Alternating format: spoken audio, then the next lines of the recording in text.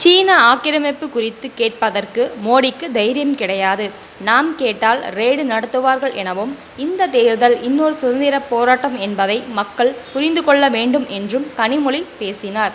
India கூட்டணி சார்பில் மதுரை தொகுதியில் போட்டியிடும் சி.பி.எம். வேட்பாளர் வெங்கடேசனுக்கு வாக்கு கேட்டு பெத்தனியாபுரத்தில் தி.மு.க. துணை பொதுச் செயலாளர் கனிமொழி பரப்புரை மேற்கொண்டார்.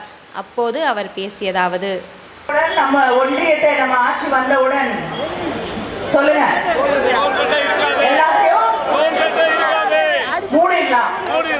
அதே போல காங்கிரஸ் அறிவித்திருக்கிறது, இங்க இருக்கக்கூடிய சகோதரிகளுக்கு 1 லட்சம் ரூபாய் வழங்குவேன் என்று அறிவித்திருக்கிறார்கள்.